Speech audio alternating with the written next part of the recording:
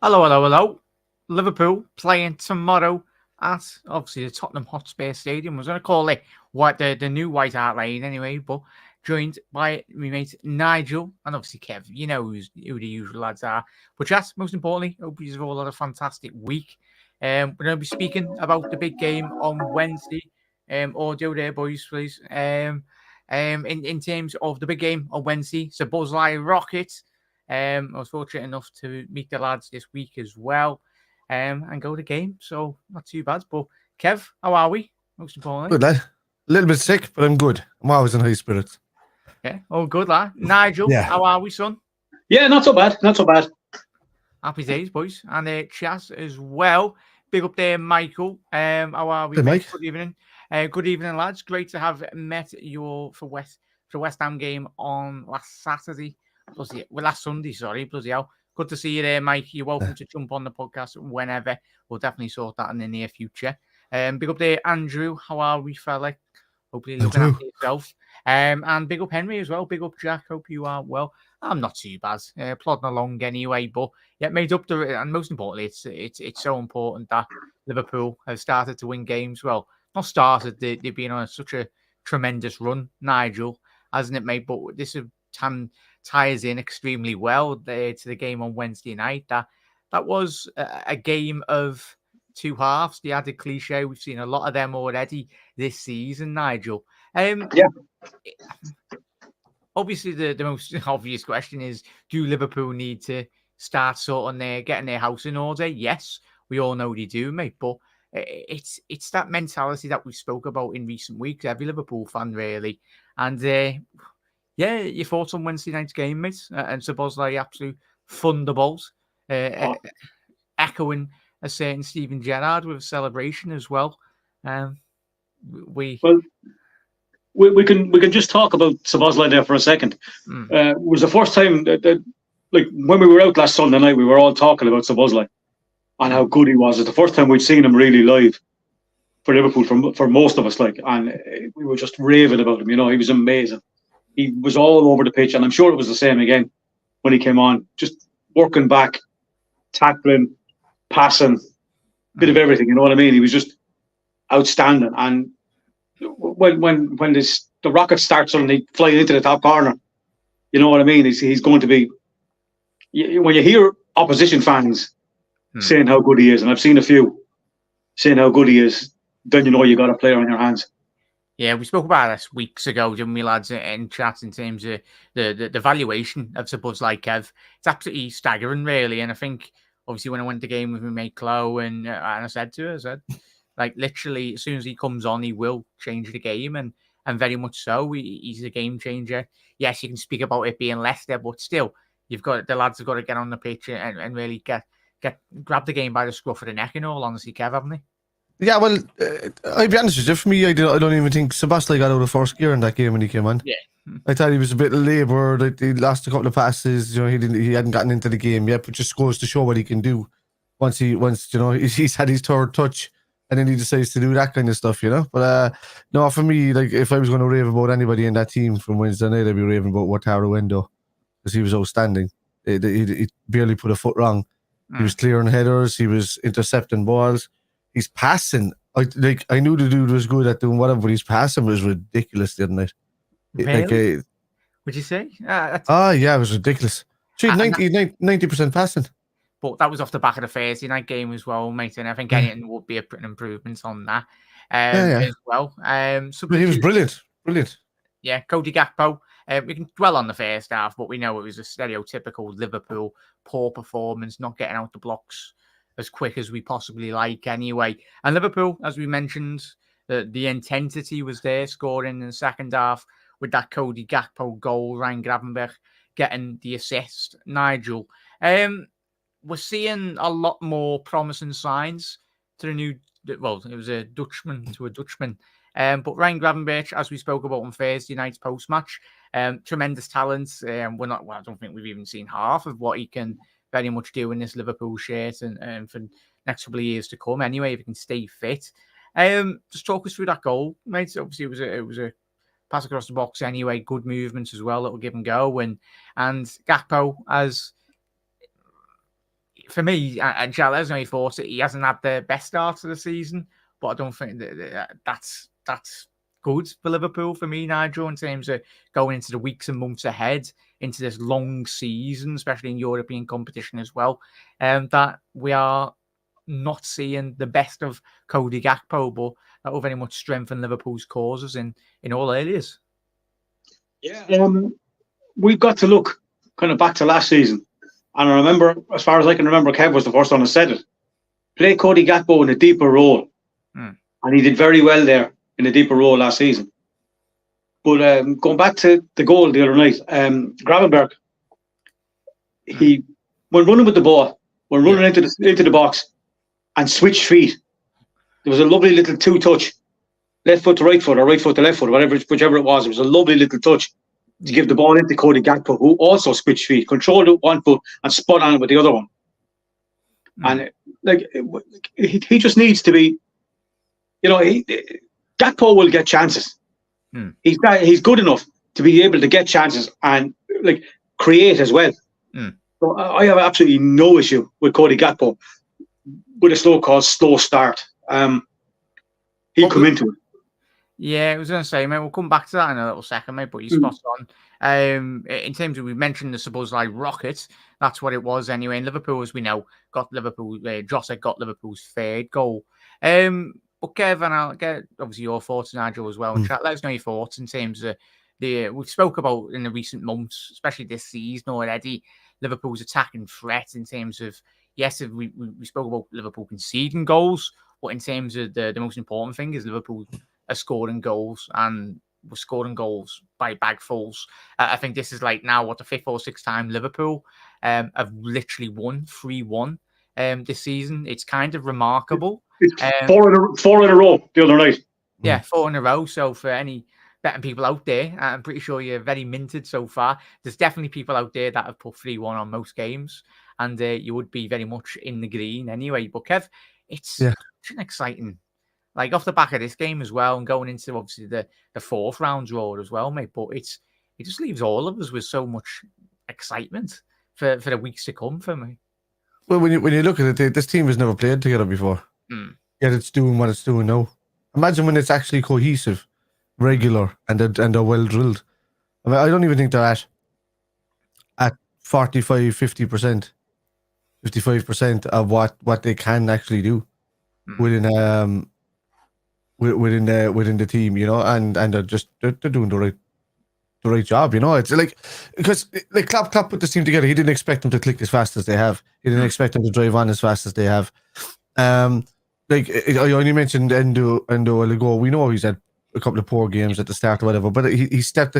He was 8-9 levels above where he was in the last couple of weeks the other night. That's why I was kind of trying to get the point across. I watched because I watched him intently the other night in the game, and I was saying, what's he going to do now? I loved his positioning. I loved his head turns, constantly watching what was over his shoulder. I mean, there's not many people in world football that actually do that constantly. There's guys that'll turn, they'll have a look, they'll see, they'll have a look around. That's it. Not guys that are constantly turning, looking, turning. Not many. He's got that naturally in his game, and that just comes with experience. But for me, yeah, he was great the other night. Curtis Jones looks like he's really matured. My man was playing right back, Kev. And obviously the captain, I think Klopp said in the post-match, he laughed and joked, said he sold him a dream. He said, "Yeah, you're playing right back, Curtis." But he's debating with giving him the captaincy as well. I think that would have meant so much for him, Yeah, I'm big time. But I mean, Klopp has really hit a kind of a click or a niche there with these kind of players playing this inverted right back role, because they're not really, they don't have to defend that much at all, because the way it's set up, it's covering a lot of angles without meaning to. Oh well, Klopp means to, but the lads don't have to defend as much because the ball is not getting out to those positions as much.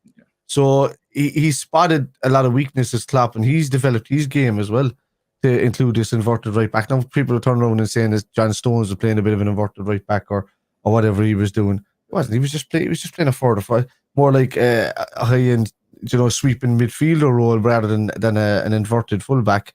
So they just started labeling it onto him that time. It's not. I mean, Klopp has just found this little niche of how these players work. Tsimikas can play the role okay as well. but obviously not nowhere near in comparison to Robbo. And Robbo loves the touchline, so you won't see him kind of staying inside in that role unless he's further up the field. So, look, great from him the other night. Great showing from all the lads. The midfield is. It's frightening, especially if Andre is to come in there as well. It's a bit frightening now for me at the moment. It's really good. It's ridiculous, mate. Like the age profile as well. We spoke all of us. 24, isn't it, average? Yeah, it helps massively when you lose a 37-year-old and a 50-year-old by Hendo and James Milner. But we still have Mo Salah there at 31. You've what you call it? Was he 29? Is that Virgil van Dijk? Matip is like 31, 32. And so that's why your average is going to be around the 25 mark, because of the rest of the team, or even 26 because they're still there. But that's going to start filtering out in the next couple of seasons. We'll have probably the youngest team in the league next season. I'm thinking. Does beg the question of Liverpool where to get rid of Matip in terms of the age profile, as Kev's alluded to their chat as well. And Thiago, then that would probably go to about 23, 22 potentially. And Szoboszlai, 22 years old, absolutely staggering. And they're all maturing. Yeah. Elliot, Jones, all of them, they're all maturing very quickly. It's going to only bode well in those reports this week. Probably nonsense reports that Jurgen Klopp might be potentially signing a new contract. We'll wait to find out. But joined by Doug as we are live. How are we, mate? Hope you're well. It was a bad joke, Doug. It was a bad joke. Oh yeah, I've missed I don't know what I've done to deserve that, Kev. But yeah, hello everybody. You should have said a dad joke. Like, that's the way you should have said it. Yeah, that was a good one, Doug. Hello, I'm good. How's everyone? Yeah, sorry I'm late. I literally just saw your message about 9:55. Yeah, but no, great to be here.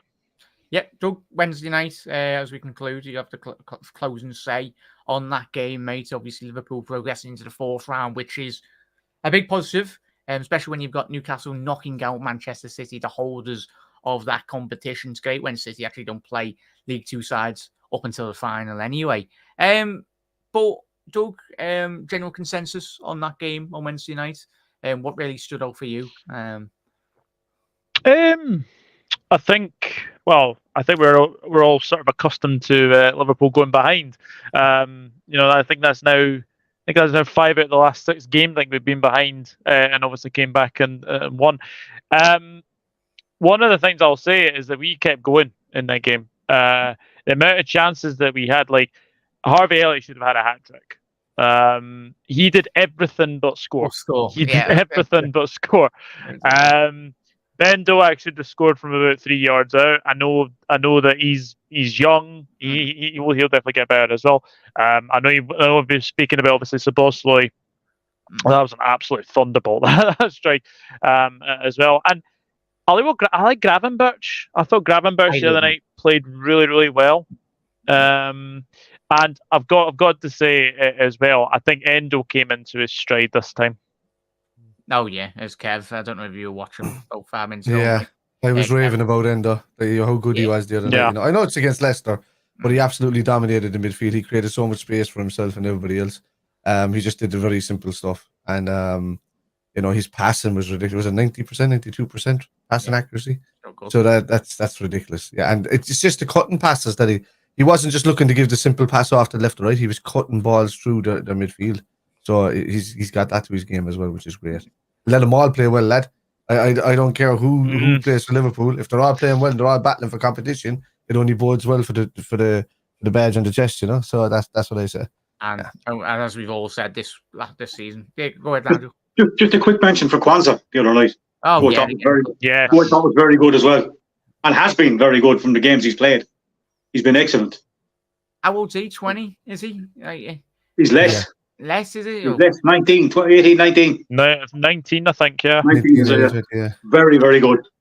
That's ridiculous. And we said at the beginning of the season, I think, when we all done our news shows and it's been about transfers and the links with, there was no concrete interest in Chilwell. It was more or less a lot of the journos or just getting lost in translation. Obviously, Chelsea were never going to sell to Brighton, vice versa.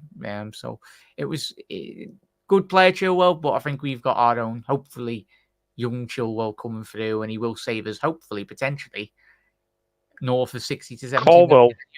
Kwanzaa, sorry, that.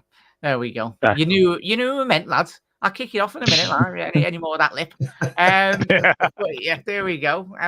Big up there, Michael. How are we, mate, as well? Jota so nearly ruined it for me. Yeah, it's Jota. He's you never know what you're gonna get. He's a box of frogs, really.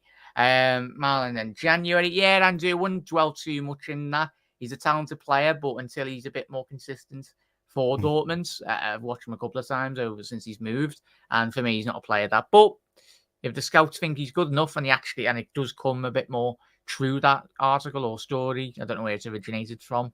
Andrew, I think it was one of the German publications. It might have been. There's another one about a Real Madrid player today, wasn't there, or something? Yeah, right winger or something. And I was like, no, you don't replace Salah with somebody in an over. You replace him with Vinicius Junior. You don't replace him with the understudy on the right. Like, you know, it's probably going to be Jared Bowen, lads, isn't it? I think speaking to the West Ham lads in a couple of I was doing the West Ham preview with the lads last week. Yeah, it will probably be Jared Bowen. I'd love Saka, as you all know. I know. Yeah, he's my dream. But like I put him in the mantle with Barella and Saka. Like, they are two players that I absolutely adore. But I think Barella. I like Bowen. I thought he was really good last week for West Ham. Yeah, he's very impressed with him. You do wonder what he would do, Nigel. With him. But I think he'd probably be a Jota type. You know what I mean? That type of movement in the box and stuff like that. Except he might have a little bit more outside the box than Jota. And more to the right hand side as well. So yeah, you'd have like a Jota on either side, really. And yeah, a lot of games here. Not too bad, that. Impressed with Elliott this season. Keep it level. Big up there, matey. Over a good week. I think we all are, mate. Michael, prefer Elliott coming off the bench to impact the game at the moment. Doug, we've spoken at length already this season, mate, but I'm liking the use of Harvey Elliott this year. We're being sensible, considering obviously the 2 years prior when he suffered that big injury. As Kev alluded to, the youth within Liverpool's squad. It's important that we don't burn them out too quick. The list is as long as all our arms put together anyway. Like, the players that have come in young, look at Rashford at United. He's been absolutely destroyed. He's been decimated with injuries, fitness as well. And obviously the pressure of representing a big club like United anyway. But I think it's just about nurturing the right talent. And Liverpool are doing that extremely well so far, would you say, Doug? Or I think you're spot on with about Harvey Elliott. I think we all know the sort of the injury he got at Leeds, and that was a really, really serious injury. So I think just having him sort of come off the bench, being that sort of that impact player, you've kind of seen it already this season. Like, whenever he comes on, he seems to make a bit of an impact. Always seems to have a say in the game. So I think he's done really, really well, and hopefully, hopefully down the line he'll be able to, start these sort of like League Cup games. I don't think he's quite capable of starting in the Premier League yet, but I think he is getting to that stage. But I think we are nurturing him really, really well in the fact that he is coming off the bench a lot. But as I said earlier, he did everything but score the other night. Yeah, spot on. And Levels mentioned another name that quite rightly should be getting a lot of the plaudits as well, because he's been probably one of Liverpool's best players, Kev. I've been saying it for the last 2 or 3 weeks. Gomez is not getting dropped out of that team if Trent comes back.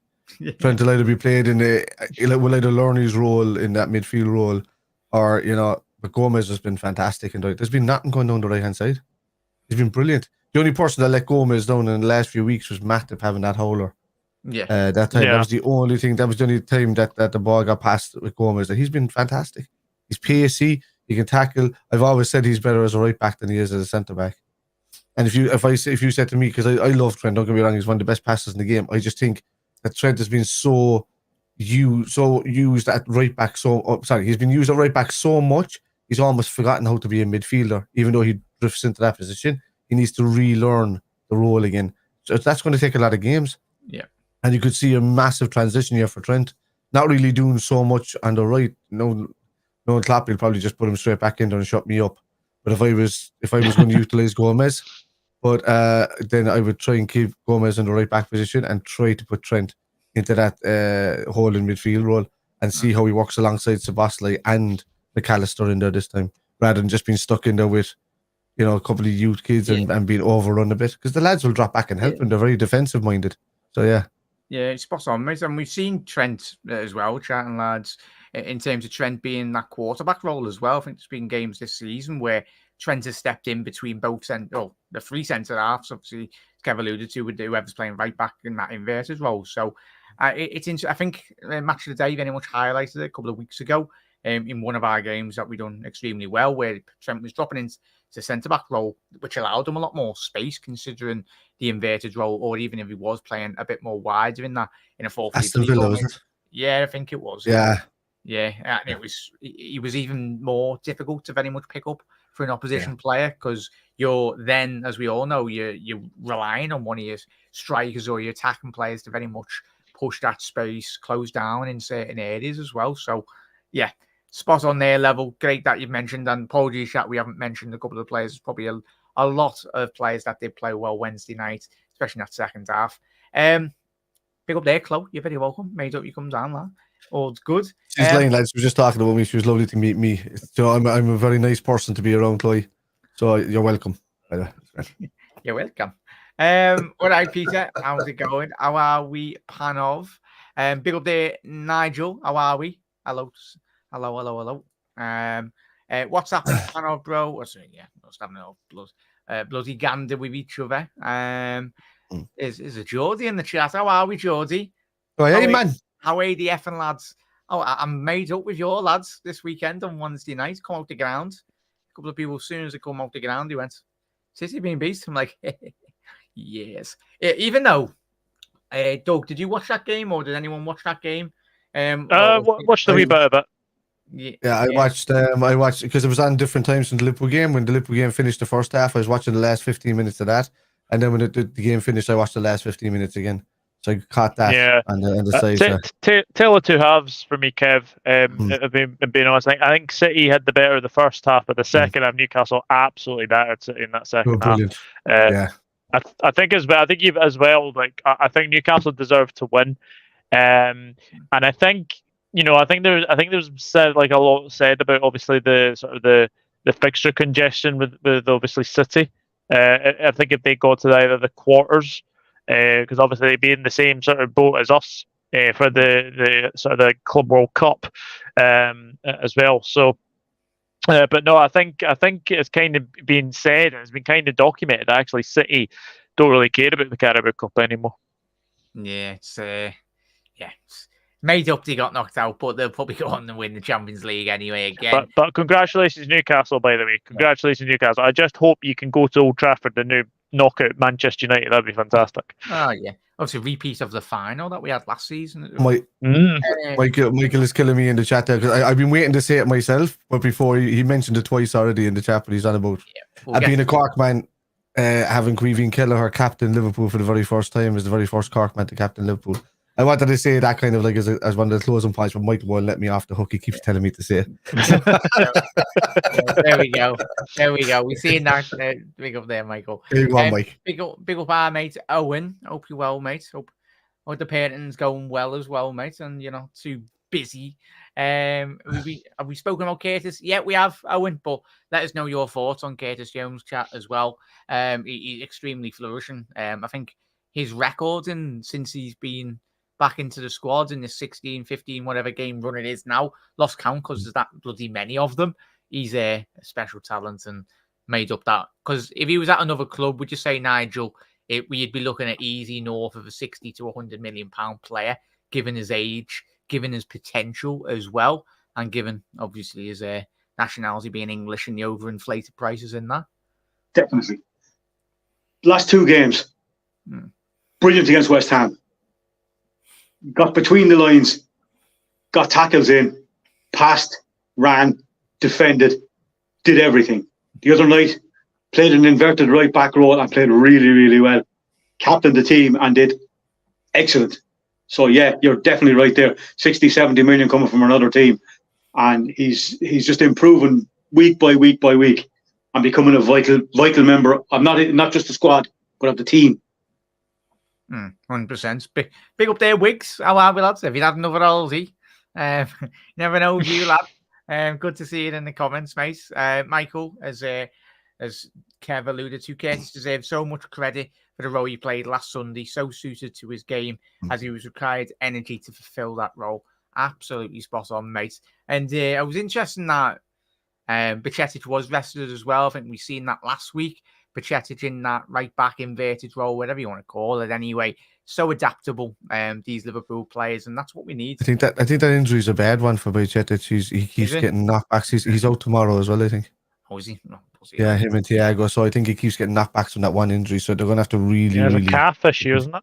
Yeah, he needs to. They need to keep a look at that and just kind of ease him back in. You mightn't see good game time for the first 6 months of the season. Yeah, 100%, miss, 100%, lads. Pick up their Panov, just having a little convo with each other. Big up the lads, big up Corvo as well. 2 Geordies in the chat. Happy days, boys. I know he's a people who's not that result, and rightly bloody so. Lads, who are you playing? Who are Newcastle playing this weekend? Does anyone know? Doug, you'll know. Yeah, Burnley, I think. Burnley at St James's. Big dub for Newcastle. We should be winning that. The season, Curtis Jones is the 5th best central midfielder in Europe. Top 5 leagues for pass completion. Owen coming in with the big stats as well. Obviously, big up FB Ref as well. But yeah, the proof's in the pudding there, Owen. And lads, if you look at the data, as Owen said there, pass completion is probably not just for Curtis Jones's help, Kev. It's what Liverpool have been doing when we've had possession this season. We've been a lot more clever with what we're doing. When obviously there's been situations where we've been out on the counter attack, but that's football. It's always sometimes it's not always going to be a case that you can be so possession hungry. But would you say that has been one of the biggest archetypes really in terms of, or the biggest driving force for Liverpool in recent weeks are what we do alongside Curtis and those midfielders? You spoke about the midfielders this already tonight, but the control that odd midfield plays on the pass completion is extremely vital. Well, that comes with just playing the game right and doing the right things, but because Liverpool are well capable of doing that. What they weren't capable of doing last season was winning the second balls.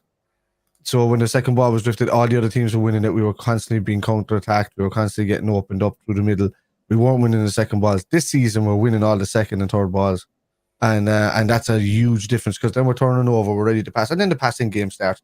We can do that easily. That's the difference. Liverpool can do that very, very easily. But it was just that we weren't able to turn over the ball as much last season because the lads in the midfield didn't have the legs for it. And it's a shame. They're all, the ones that were there are all gone now, with no way do we expect to be sitting here in September coming into October and not mentioning the fact that Jordan Henderson and Fabinho aren't in the team anymore. Because I thought they had a dip in the season, but the fact that they're not there anymore, and we've replaced the midfield, and we probably have one of the best looking midfields that we've had since Klopp came in. So, look, hopefully it continues on and they flourish. And as I said before, they're at between 40 and 60% of what they are at the moment. So once they really start to gel, they'll be very, very dominant. It's frightening how good they're doing at the moment, having never really played together before. Yeah, good, Nigel. Yeah. On Kev's evolution of the midfield, I think we're using the ball an awful lot better, getting it forward that little bit quicker. Like we had the ball before, and we get the ball and we start passing it over and back 25 times, and the defense is just setting up in front of us. The banks and we couldn't break them down. Now we're using the ball that little bit quicker, getting at people down the wings quicker, using the spaces better because we have Szoboszlai and McAllister and Diaz is fit, and we're giving teams a lot more problems when we use the ball from our midfield than we had been doing. That's a big thing. Yeah, spot on. Doug, big up there, Justin. Good to see you in the chat, mate. Over a fantastic week, every single one of you. I'll read this out, Doug, and obviously you can have a little word on this. We need to free up McAllister to play a bit more further up the pitch. He is being wasted further back at the pitch. Hope we can get a proper 6 this January. Endo is just a Milner replacement. Thoughts on that, Doug? I think it's gone under the radar, like how literally Klopp has managed to sort of transform the midfield he had last season to the midfield he's now got. Like he's managed to get 5 midfielders out and then bring 4 in, which I think is magnificent in one transfer window. I do agree. I do think McAllister is definitely not a CDM, but I think he's being played there at this moment in time because I think he's been trusted to play there. But I think if we do get a 6 in, then I think you might see him sort of more forward as well. But obviously, we've got options there now. But obviously, Endo. I think it's a bit harsh to say Endo's like a Milner replacement. I think Endo's been really, really good recently. And again, you look at the squad. I mean, there's probably a few players in that team that's probably undroppable right now. Darwin Núñez is one of them. I would say Endo is another one. Curtis Jones as well, who I think a lot of people have kind of made him sort of a scapegoat in the past as well. Like if he has like one bad performance, because he's one of the scousers in the team, I think he usually gets scapegoated. So I think the fact that you look at what Curtis Jones is doing right now, Gomez was another one. Those two I think are completely undroppable at this moment in time. Klopp has definitely got a serious headache on his hands because with these players performing well, it's really, really difficult to keep everyone happy. 100% there, lads. Big up there, Chas. Corvo alluding to the fact that they missed out on Szoboszlai. Nice one, boys.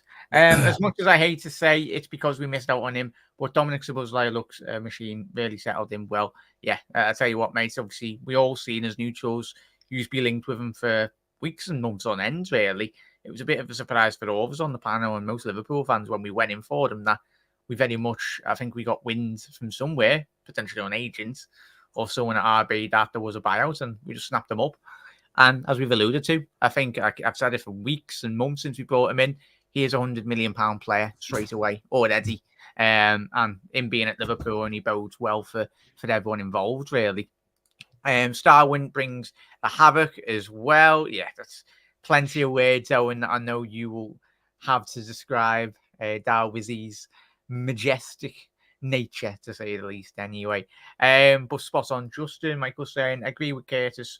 With Justin, can't wait to have a proper beast in 6 there. Max needs to be cooked further up the pitch with his through passes as well. Obviously, that ball over the top for Darwizzy. A homing into Villa. Tremendous finish there, lads, on it as well. Big up, gents. Big up there, Niall. Niall, the link is in the chat now. I know, obviously, you might be busy, mate, but you're welcome to pop on. Even if it's for 5-10 minutes, mate. The link is in the chat anyway on socials. YouTube is putting out a stream. Yeah, tell me about it there. An apologies, chat. It's this new YouTube system, which I can't do anything about it. I think not just for me, but for anyone that is partnered on YouTube. That will be the case for everyone that you're watching, sadly, until there's literally no options apart from any longer. You can't just say, yeah, I'd like to just have skippable ads, which is like 4 seconds, but hopefully I try and sort that, chat, as well. Is there not a membership scheme, no? Yeah, I need to sort it, but I wasn't producing. That will turn off. Yeah, it'll turn off the adverts for everybody, though, if they pay their £2 a month or something. Yeah, 100%. Endo will come good. As can see, mainstay. I think he's very much a utility type player as well. Endo looks like a dark horse. Came in with no fanfare, but doing is talking on the pitch. And yeah, tremendous, mate. Obviously, I watched a lot of them in the World Cup, and he surprised quite a lot of people. But lads and ladies as well, chat. Let us know your thoughts for the big game on Saturday, tomorrow, 5:30 kickoff. Kev, and then we'll get round the house in a little second. Surprised me, Tottenham. Absolutely surprised me. I know we're 6-7 games into the league season, but I did not anticipate Tottenham to be as good, considering with the loss of Harry Kane as well. I think we spoke on record last couple of years, Kev. I think we said Tottenham will play better football without Kane. I think. I've been raving that since last season. I said if Kane does go, Tottenham will up their game. And I said it's not a spite on Kane because he's a fantastic footballer. Just that it was too dependent on his goals that they played certain ways to get him involved in the game. It hindered Son as well a bit. I think last season his Son used to be a workhorse and he kind of overworked him a bit. I know he's kind of flourishing in his more relaxed role.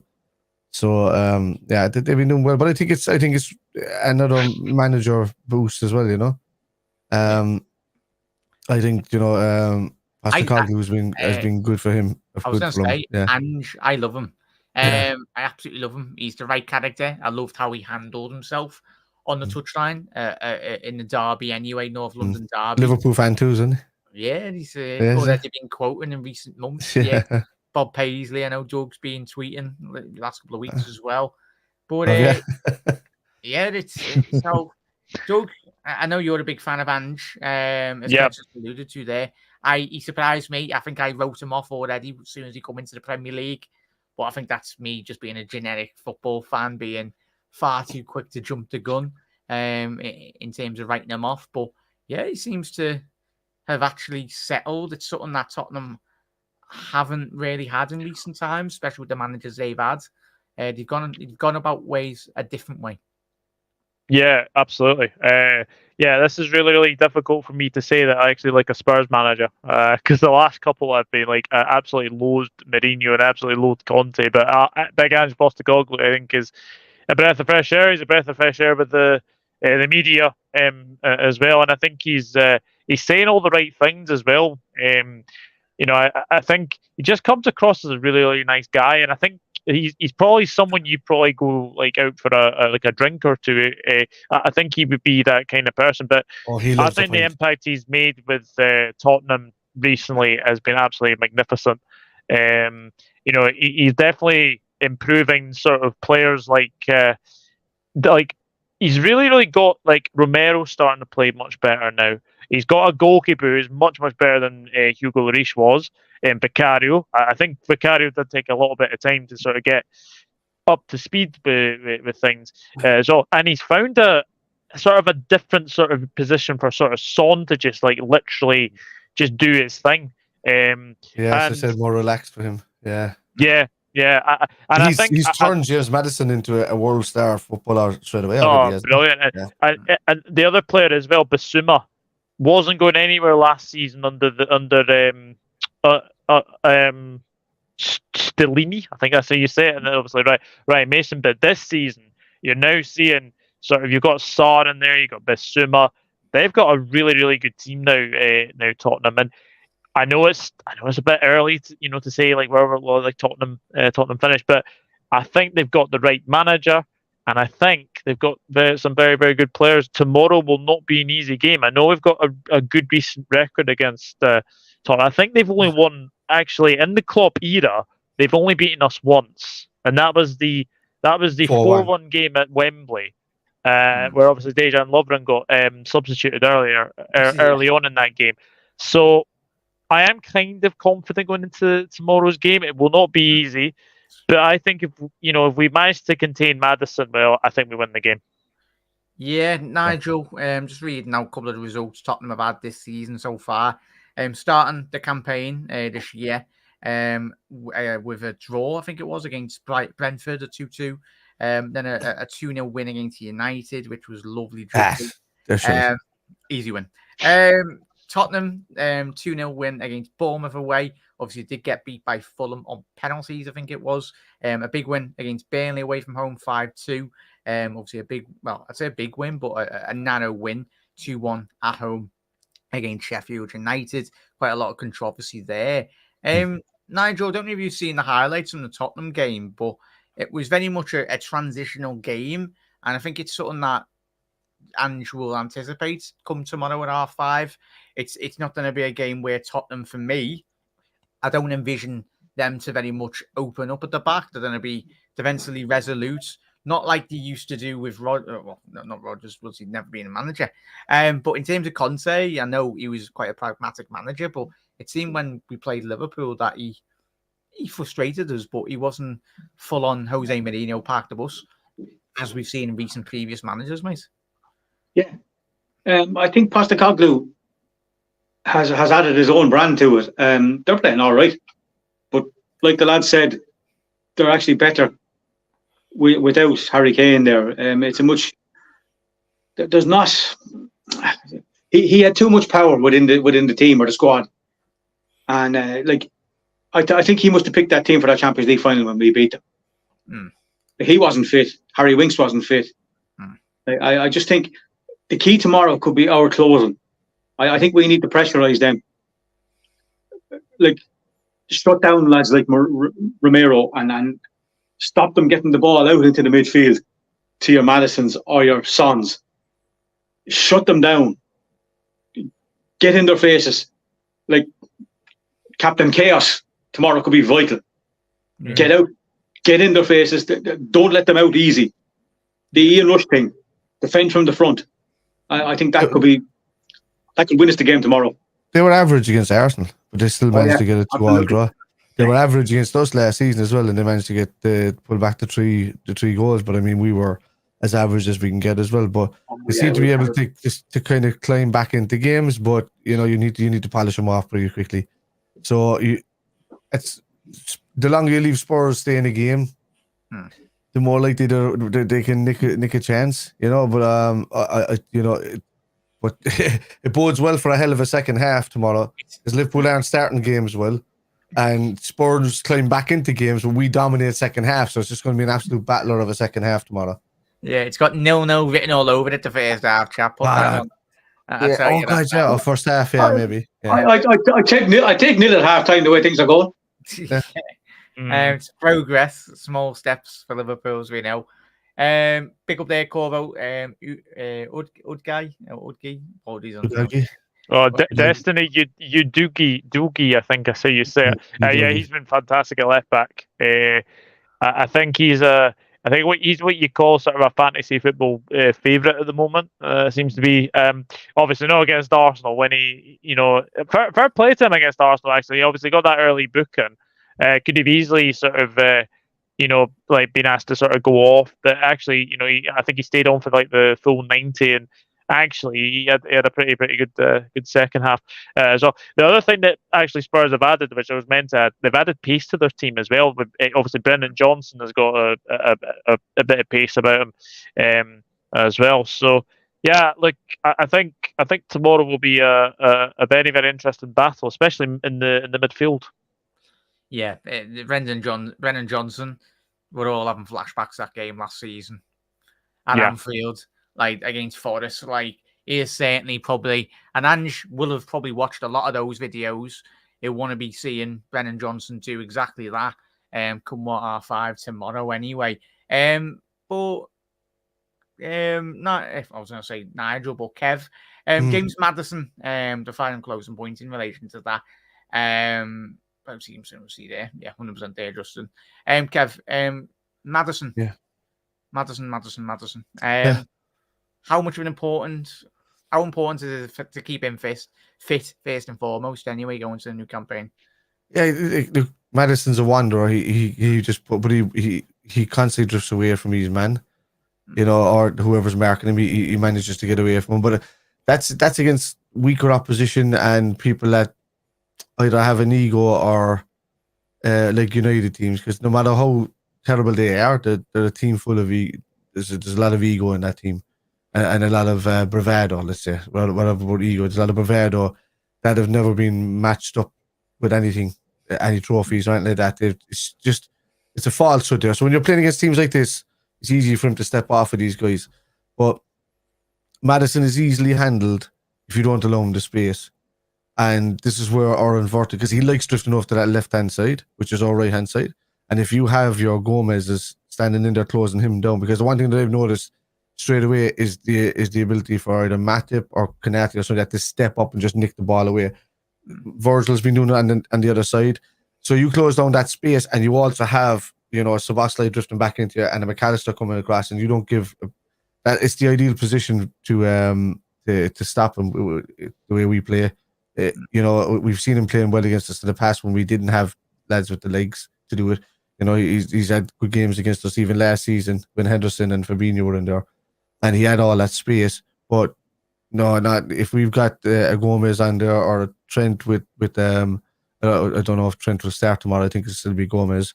But if you've got them guys along with Szoboszlai and McAllister coming in there and closing them down, they'll cut up. If the first fella doesn't win it, the other two will win it straight away afterwards, and it won't give James Maddison much. He'll have to keep constantly going back and laying it back to his number 6. So, and you just don't want him facing towards goal or with any way of a turn to see somebody with a pass on. because then he can open up the game. Brilliant for Spurs this season, but Liverpool just have to go and do their job away from home, because we are away from home, so we're going to have to pressure them a bit more. It's all well and good controlling the game. We probably will have the majority of the play, but we have to close it down and win it fast and early, especially if these guys are getting on the ball. Yeah, 100% there, mate. 100%. Obviously, Spurs currently do find themselves 4th in the Premier League, scoring 15, conceding 7 goals this season, played 6, got 15 points. Obviously, Liverpool got just a point more, but very much so that Spurs are scoring goals, Liverpool are scoring goals. So, lads, score predictions. I can see a couple of predictions already in the chat, but we'll go around the houses in a little second. As well through a couple of these comments as well. Looking forward to seeing Darwin versus Van der Ven. Obviously, a player Liverpool were very much linked with in the last couple of months in terms of Liverpool in the transfer window. Potentially, if he develops their wigs, certainly a name to keep an eye on in the Premier League. I think, considering our supposed interest, prior to his move to Tottenham, then if we come along and he develops well, I'm pretty sure Liverpool might potentially put a bid in. Silly young lads as well. Tomorrow I want to see Gakpo starting in a false 9 role, so we can track back and Basuma, also keep Basuma off at Dom as well. From watching Ange since his time in Australia and Japan and Celtic, he sends his team out to attack for the 90 minutes. Corvo, and obviously the lads on the panel tonight as well. Some fantastic documentaries. I'm pretty sure the Australian national team, in terms of when they done the there was a couple of documentaries that come off the back of the World Cup anyway. He's a motivator, one of the biggest motivators in professional football so far.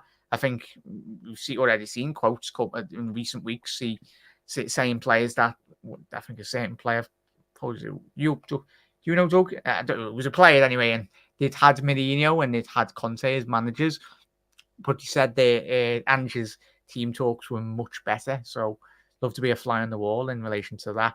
Spot and Nigel make it to our game, not theirs as well. Wiggs is going with 3-1 to us. Clean sheet tomorrow. Panov, fingers crossed, lad. Fingers crossed. I have to go to clean sheets in there. Panov. Kev, stop betting, lad. Are we all going 3-1? This is where I'm stuck. I'm not going to say 3-1 because there's no way we're going to do 5-6 games in a row with 3-1. I'm saying that if Spurs don't score, it'll be 2-0 to us.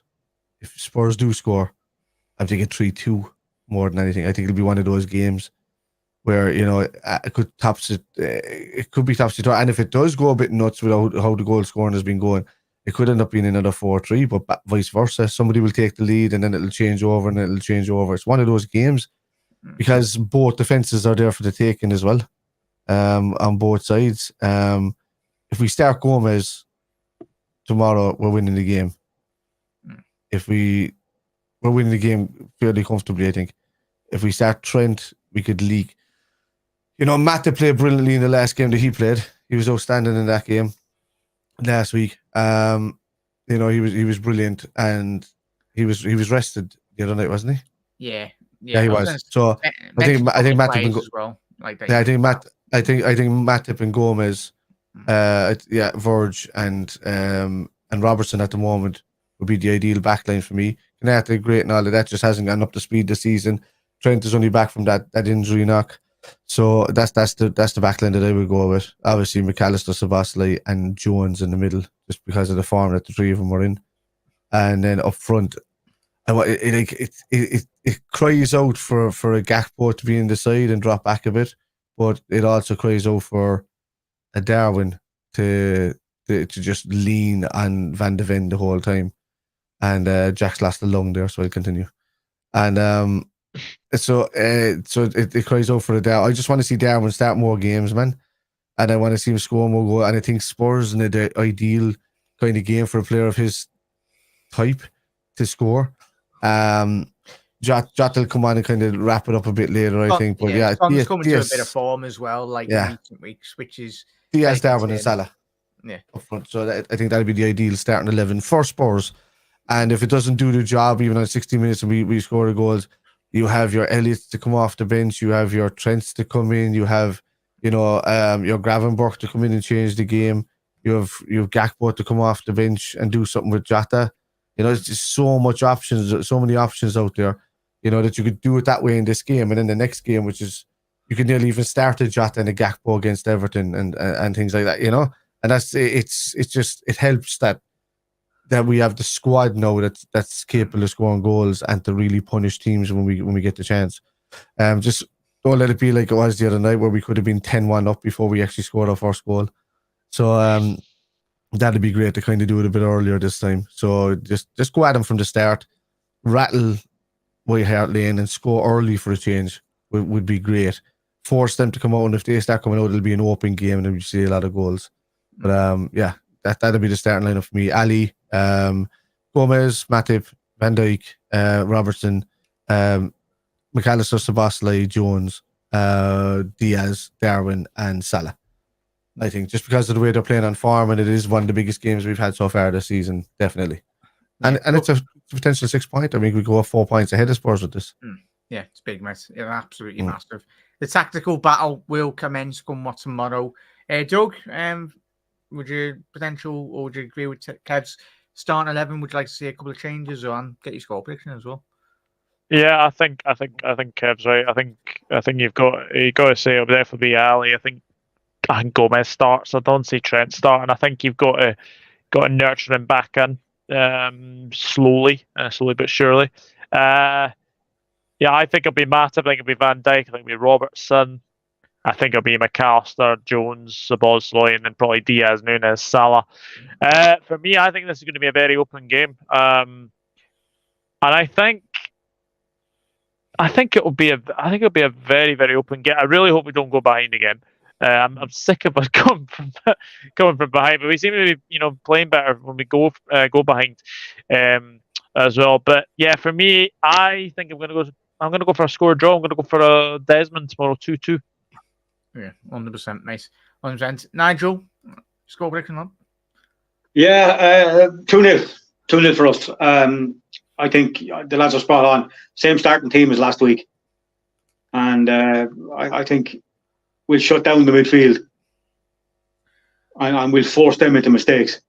Yeah. I can see us getting a goal from them trying to dwell on the ball and one of our lads nicking the ball off Szoboszlai or McAllister and playing the ball through to Nunes and him getting in behind them. And we've also forgot to mention that how good is Salah's scoring record against Spurs. Yeah, he's got a really good goal scoring record against Spurs. So I think put Mo down for one and put Darwin down for one at least. Happy days, boys. We haven't really mentioned Nunes, but this week, he surprises us. Wouldn't surprise me at all he gets the match winning again come tomorrow evening. I'm not going to give a score prediction. You know me already, chat. I'm going to leave that up to the guests anyway when they come on. With the cover thing, with this, inverted fullbacks are a nightmare against teams that don't play inverted fullbacks. When you have two teams with inverted fullbacks coming up, you're pretty much just pawning each other. So it'll be who can get in behind quicker when it comes to that, because once these lads start drifting up, these other lads are already pinned up against them. So it's going to be a savage battle, and I think you're going to see a lot more passes over the midfield or around the midfield than what you'd expect from these two teams. So we'll see. Even as good as Endo was the other day, I don't think he gets a start in this, mainly because Klopp is going to want passing control in the middle. Although his passing was brilliant as well. So yeah, we see. Yeah, that's massive. Thank you, Kev. Massive thank you, Nigel and Doug. Obviously, the lads, all the channel links to their socials will be in the description if you are watching on the repeat as well. But a massive thank you to everyone that is tuned in this evening. There's that many of yous, but for anyone that is watching on the post match, massive thank you. Well, the once the video's gone out live anyway, do get your thoughts in the comment section below. Big up there, Corvo. Big up Wiggs. Big up, obviously, Justin as well. Big up Storm. Big up Panov. Big up Wiggs. Big up every single one of you as well. Nigel as well in the chat. He's not just on the stream, he's in the comments as well. Dedication. And obviously Owen as well. Well, there's two Nigels in the comments anyway. But Reds, look after yourself. And yes, we will be doing the live stream watch along for the game tomorrow. That video will be live from 5:15 p.m. GMT. Look forward to seeing you all there, and hopefully Liverpool. It's made up actually Liverpool on telly for the first time, and absolutely donkeys, which is mad considering how well we've played. But as we know, not just the pundits, but in terms of television coverage companies, didn't anticipate Liverpool to be playing just so well. So long may it continue, and hopefully the Reds are a bit more available on the telly. But lads, massive pleasure. Thank you for coming on. Everyone watching, massive thank you as well. And look after yourself. Enjoy your Friday night. Look after yourselves. Look after one another. And yeah, we'll see you at 5:15 p.m. tomorrow. Ta-ra, lads.